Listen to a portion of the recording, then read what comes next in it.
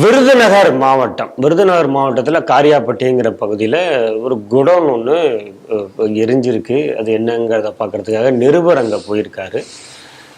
அருண் அப்படிங்கக்கூடியவர், அவரை அந்த பகுதியைச் சேர்ந்த திமுக பிரமுகர்னு சொல்றாங்க. அவரை ஃபெரோஸ்கான் என்பவர் அவரை அடித்து காயப்படுத்தியிருக்காரு. அவர் இப்போ விருதுநகர் மாவட்ட தலைமை மருத்துவமனையில் அவரை வச்சிருந்திருக்காங்க.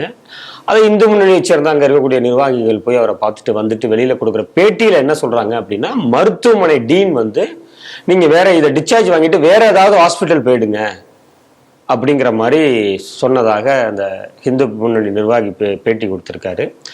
இந்த செய்தியெல்லாம் எப்படி பார்க்குறீங்க? சொல்றது மாதிரி விருதுநகர் மாவட்டம் காரியாப்பட்டி அந்த இடத்துல பெரிய ஒரு குப்பை கிடங்கு இருக்குது. இந்த குப்பை கிடங்கு எரிச்சு விட்டுறாங்க. அது பெரூராட்சியிலேருந்து எரிச்சாங்களா, யார் எரிச்சாங்க அப்படின்னு எரித்து அங்கே எல்லாருக்குமே மூச்சு திணறல் வருது. அந்த பகுதியில் இருக்கக்கூடிய பொதுமக்களுக்கு ஒரு நேரத்தில் அவங்க என்னென்னா, அவங்களால தாங்க முடியாமல் வீட்டிலே இருக்க முடியல, உடனே என்ன பண்ணாங்க, ரோட்டில் இறங்கி மறியல் பண்ணுறாங்க. இப்போ நீங்கள் அங்கே ஒரு சிடிவி நிருபராக அங்கே இருக்கிறீங்க, கண்டிப்பாக போய் அதை கவரேஜ் எடுக்க போகிறோம். என்னவா நடந்துருக்கு, எத்தனை நாளாக இது மாதிரி நடக்குது, எப்பவும் இப்படி தான் நடக்குதா, இன்னைக்கு தான் இப்படி எரி விட்டிருக்காங்களா, இல்லை ஒவ்வொரு மாதமும் இதே மாதிரி தான் குப்பைக்கிடங்கு எரி விட்டுறாங்களா, இது மாதிரி நீங்கள் இது மாதிரி இப்போ உங்களுக்கு பாதிப்பு வரும் பொழுது பக்கத்தில் எந்த ஹாஸ்பிட்டலில் போய் அட்மிட் ஆகுறீங்க, இது மாதிரி இந்த காச நோய் எதனால வருதா, இதில் எதாவது நோய் பாதிக்கப்பட்டிருவங்க இறந்து போயிருக்காங்களா, இதெல்லாம் தானே ஒருத்தவங்க அட்ரஸ் பண்ணுவான். அங்கே இருக்கவங்க ரிப்போர்ட்டர் அவன் அந்த ஆர்வத்தில் அதுவும் பேர் சொல்லலாம், அந்த சன் நியூஸ் சேனலில் தான் அவர் ஒர்க் பண்ணுறாருன்னு நினைக்கிறேன். சன் டிவியில் போய் ஒரு வீடியோ கவரேஜ் எடுக்கும் பொழுது அங்கே பேரூராட்சியுடைய திமுக கவுன்சிலராக சங்கரேஸ்வரன் அப்படின்னு ஒருத்தர் இருக்கார். அது இல்லாமல் கட்சி பிரமுகர்கள் ஃபெரோஸ்கான், சரவணன், சேதுவூர், ரஜினி இவங்கெல்லாம் சேர்ந்து அடிக்கிறாங்க. நம்மளுக்கு அந்த சம்மந்தப்பட்டவர்களே நமக்கு அந்த ஊர் பகுதியை சார்ந்தவர்கள் வீடியோ அனுப்பிச்சிருக்காங்க. இப்போ போய் தாக்குதல் நடத்தினது எங்கன்னா, அவர் வீட்டிலேயே போய் நைட் 12 மணிக்கு தாக்குதல். அதாவது வீடியோ ஃபுட்டேஜ்லாம் எடுத்துகிட்டு இது நியூஸ்க்கு போயிடும் அப்படின்னு தெரிஞ்சுக்கிட்டு, நீ எப்படி வீடியோ எடுத்த அப்படின்னு சொல்லி அவர் வீட்டில் புந்து அடிக்கிறாங்க. தடுக்க வர தாய் தந்தையரையும் அடிக்கிறாங்க. அவங்களும் பாதிக்கப்பட்டிருக்காங்க. இப்போ இவர் ஹாஸ்பிட்டலில் நீங்கள் சொல்கிறது மாதிரி அட்மிட் ஆகியிருக்காரு. அவருக்கு முழுவதுமாக குணமாகலை, காது ஒன்றும் சரியாக கேட்கலை அப்படிங்கிறாங்க. உள்காயமாக போட்டு அடிச்சிருக்காங்க. அடித்த அந்த வீடியோலாம் நம்ம வச்சுருக்கோம். அதுவும் இந்த ஃபெரோஸ்கான் எப்படி பாஞ்சு அடிக்கிறாரு அப்படின்னு. இப்போ இது எதுக்குடா நியூஸாக எடுத்திருக்கீங்க, இது அங்கங்கே நடக்கிறது தானே அப்படின்னா, தொடர்ச்சி அதான் திமுக ஆட்சியில் பத்திரிகைகளுக்கு சுதந்திரம்லாம் இருந்தது. இப்போ கல்குவாரியில் போய் கேட்டால் அங்கேயே கேமரா வச்சு அடிச்சது இது மாதிரி பல இடங்கள்ல நடந்ததை நம்ம பார்க்குறோம். இப்போ தாவேக ஆட்சியிலும்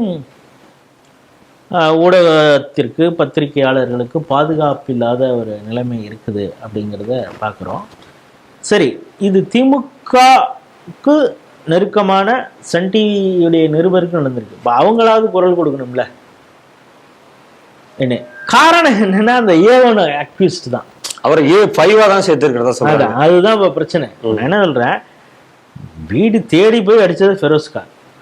கவுன்சிலர் சங்கரேஸ்வரனாக இருந்தா கூட இந்த சங்கரேஸ்வரனுக்காக ஆட்களை திரட்டி அடிச்சது ஃபெரோஸ்கான். அடிச்ச ஃபெரோஸ்கான் 5 தான். பாக்கி எல்லாரும் இதில் ரஜினி அப்படிங்கிறவரையும் சரவணன்கிறது மாதிரி கைது செய்யப்பட்டிருப்பதாக சொல்லப்படுகிறது. மற்றவங்களுக்கு குறிப்பாக ஃபெரோஸ்கான் ஒன்றும் கைது செய்யப்படவில்லை. அதுக்கு பின்னால் ஒரு அரசியல் இருக்கிறது அப்படின்னு பாருங்க. நம்மளை பற்றி, இந்து மதத்தை பற்றி தொடர்ச்சியாக அவதூறுகளை பரப்பக்கூடிய சேனலாக இருந்தாலும் அவன் ஒருத்தவன் செய்தி சேகரிக்க போயிருக்கிறான். செய்தி சேகரிப்பது தான் அவனுடைய வேலை. அந்த வேலை செய்வதற்காக அங்கே ஒருத்தவன் தாக்குதல் நடத்துகிறான். இதை எப்படி பார்த்துக்கிட்டு சும்மா இருக்கிறது? யாருமே குரல் கொடுக்கல. விருதுநகரில் இருக்கக்கூடிய இந்து முன்னணி சேர்ந்த பிரபு அவருடைய தலைமையில் இருக்கக்கூடியவர்கள் போய் அவர் வீட்டில் போய் பார்க்குறாங்க. காவல்துறையிட்டையும் கேட்குறாங்க, நீங்கள் எதுக்கு A5 ஃபெரோஸ்கானை போட்டிருக்கீங்க, ஏன் ஃபெரோஸ்கானை இப்பொழுது கைது செய்யவில்லை அப்படிங்கிறத அவங்க பேட்டியாகவும் கொடுக்குறாங்க. சரி, இந்த சன் நியூஸ் நிருபருக்கு இப்போ நடந்திருக்குது, இதுதான் முதலா அப்படின்னா, இதுக்கு முன்னால் ஜனம் தொலைக்காட்சியுடைய நிருபருக்கும் இதே மாதிரி தாக்குதல் நடந்திருக்கு. அப்படிங்கிறப்ப அங்கு நடத்தக்கூடிய ஊழல்கள், இவங்க செய்யக்கூடிய முறைகேடுகள், இது எதுவுமே ஊடக வெளிச்சத்திற்கு வந்துடக்கூடாது அப்படிங்கிறது அந்த பேரூராட்சியில் கையில் வச்சிருக்க திமுக அந்த வேலையை செய்யுதா அப்படிங்கிற ஒரு கேள்வி எழுகிறது. ஃபெரோஸ்கான் மீது எஃப்ஐஆர் போட்டு ஒரு 5வது எஃப்ஐஆர் போட்டு 5வது அக்யூஸ்ட் வச்சிருக்கேன். அவர் தான் முதல் குற்றவாளி. அவர் கைது செய்யப்பட வேண்டும். அவர் மீது உரிய சட்டத்தின் முன் நிறுத்தி அவர் உரிய தண்டனை பெற்றுத்தர வேண்டும். இதுதான் அந்த நிருபர், ஒரு பேர் அருண்னு பேர், அவருக்கு ஒரு நீதி கிடைப்பதற்கான ஒரு இதாக இருக்கும்.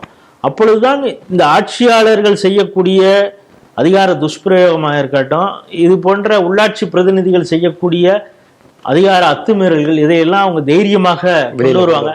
விசில் ப்ளோயரே இல்லைன்னா எல்லாம் தப்பு அங்கங்கே நடந்துட்டு இருக்கும். இவர் அப்புறம் மாற்றத்திற்கான அரசியல், நாங்கள் மாற்றத்தை கொண்டு வந்திருக்கிறோம்னு ஒரு சொல்றதுல எந்த அர்த்தமும் இல்லாமல் போயிடும்.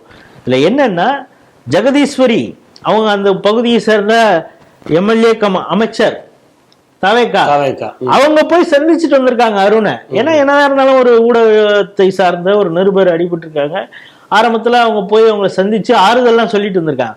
ஆனால் A1 அக்யூஸ்ட் அவரை 5th போட்டுட்டு அவரை இப்பொழுது வரை கைது செய்யவில்லையே, அது அந்த அமைச்சர் கேட்கணும்ல. ஏன் அந்த டீன் அழுத்தம் கொடுத்து சீக்கிரம் டிஸ்சார்ஜ் பண்ணுங்க, அந்த நிருபருக்கு உடம்பு முழுவதுமாக பூரணமாக குணப்பட இல்லாத சமயத்திலே அவர் எதுக்கு வெளியில அனுப்புறீங்க? யார் கொடுக்கிற அழுத்தம்? அப்ப இன்னும் காவல்துறை அரசு அதிகாரிகள் எல்லாம் இன்னும் திமுகவின் கட்டுப்பாட்டுல தான் இருக்காங்களா? அப்படிதான் ஒவ்வொரு ஏரியா வயசு அப்படி இருக்கிறாங்களோ? இங்க சென்னையில இருக்கிறது கொஞ்சம் அப்படியே சீன் போட்டுட்டு மற்ற இடங்கள்ல அவங்க அப்படித்தான் இருக்கிறாங்களா அப்படிங்கிறது நமக்கு நம்மள பார்த்தோம். ராயபுரத்துல அந்த எம்எல்ஏவை எப்படி அந்த இன்ஸ்பெக்டர் அதுக்கப்புறம் டிரான்ஸ்ஃபர் செய்யப்பட்டாருங்கிறது வேற. ஆனா அந்த எம்எல்ஏவே அவர் எப்படி டீல் பண்ணாரு அப்படிங்கிறது பார்க்குறோம். ஆகவே அந்த அருண் நிருபருக்கு நீதி கிடைக்க வேண்டும், ஃபெரோஸ்கான் கைது செய்யப்பட வேண்டும் அப்படிங்கிறது தான் நம்முடைய பார்வை.